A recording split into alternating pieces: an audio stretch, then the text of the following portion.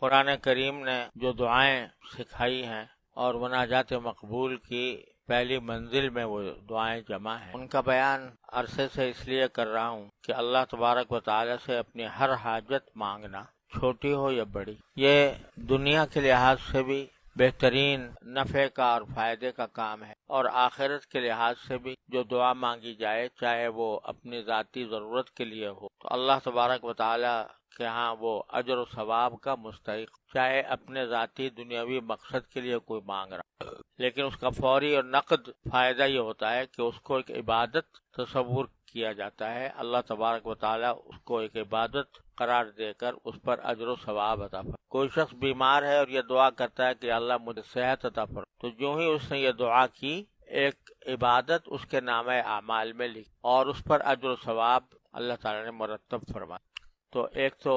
آخرت کا یہ نقد فائدہ، اور دنیا کا فائدہ یہ ہے کہ آپ جتنے بھی دنیا میں تدبیریں اسباب اختیار کر لو، جب تک اللہ تبارک و تعالیٰ کا حکم نہیں ہوگا کوئی بھی سبب، کوئی بھی تدبیر مؤثر نہیں۔ اگر فرض کرو بیمار ہیں تو دوا بے شک کھا لے، لیکن دوا اس وقت تک کارگر نہیں ہوگی، فائدہ مند نہیں ہوگی جب تک کہ اللہ تعالیٰ کا حکم نہ ہو۔ ہمارے ایک بزرگ ڈاکٹر تھے، ہمارے والد صاحب رحمۃ اللہ علیہ کے خاص معالجین میں رہے اور بڑے اسپتال کے نگراں بھی رہے، تقریباً 75 سال عمر ہو گئی تھی، پھر آخر میں تو 80 کے قریب۔ تو وہ یہ فرمایا کرتے تھے کہ میری ساری زندگی کا تجربہ یہ ہے کہ دوا جب جسم میں جاتی ہے تو کہیں اور پوچھتی ہے کہ کیا کروں، اس دوا پوچھتی ہے کہ آیا اس سے میں فائدہ کر دوں یا الٹی پڑ جاؤں، تو جب وہاں سے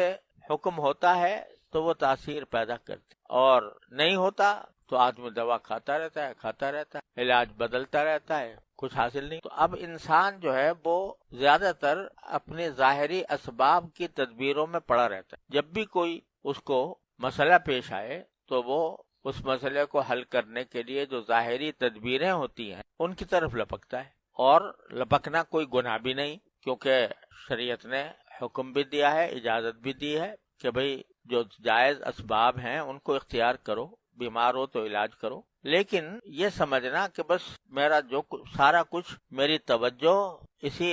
ظاہری تدبیر پر مرکوز رہے، اور جو اصل مسبب الاسباب ہے،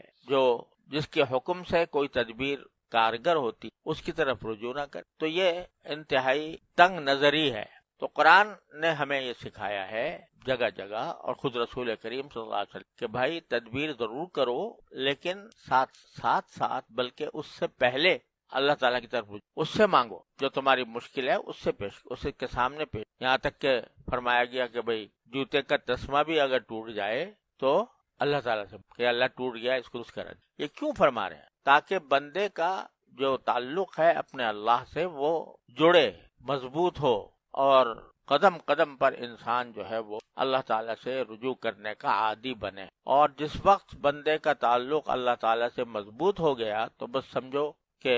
اس کے نتیجے میں دنیا و آخرت کی صلاح و فلاح